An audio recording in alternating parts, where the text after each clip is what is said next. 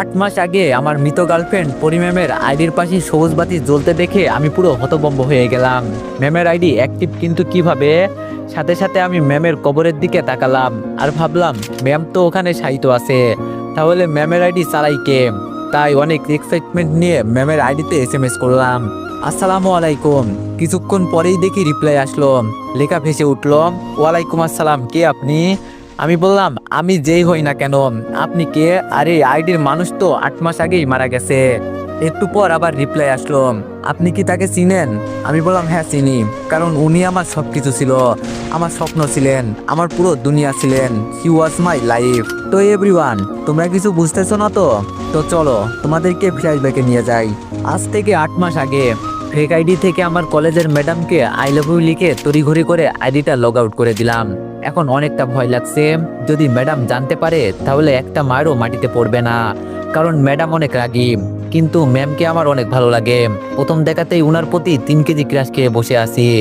যাই হোক, আপনাদের পরিচয় দিয়ে নিই, আমি রাকিব, এবার অনার্সে ভর্তি হয়েছি বগুড়া আজিজুল হক কলেজে। পড়াশোনার পাশাপাশি টুকটাক কবিতা লিখতে ভালোবাসি, কিন্তু একটু দুষ্টু আর চঞ্চল স্বভাবের আমি। আর যাকে প্রপোজ করলাম ওনার নাম পরি, নাম যেমন পরি দেখতেও তেমনই পরির মতো। আমি মূলত কলেজে প্রতিদিন যাই ম্যামকেই দেখতে। পড়ার সময় ম্যামের কথা মনে পড়তে ফেক আইডি দিয়ে ম্যামকে ওই কথাগুলো বললাম। সামনে আমার মাত্র এক্সাম, তাই একটু পড়তে হচ্ছে।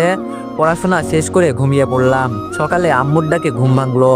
আম্মু বলল, এই রাকিব ওঠ বলছি, না হলে পানি এনে বিছানায় ঢেলে দিব।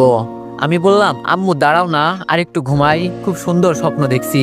আম্মু বলল, দাঁড়া, তোর স্বপ্ন আমি বের করছি, এক্সাম দিতে যাবি কখন?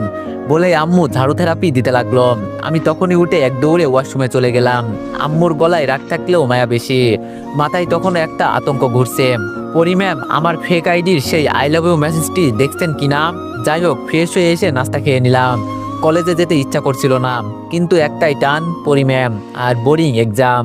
তাই রেডি হয়ে কলেজের উদ্দেশ্যে রওনা দিলাম। কলেজে পৌঁছে এক্সাম হলে ঢুকতেই বুকে ধুকপুকানি দ্বিগুণ। পরি ম্যাম এসেছেন আগেই, টিচার ডেস্কে বসে কি যেন দেখছিলেন, চোখ মুখ গম্ভীর, কিন্তু আমার চোখে ঠিক যেন একটা জ্যোতির মতো লাগলো, এই চোখ দিয়েই আমাকে ঘায়েল করে দিতে পারে।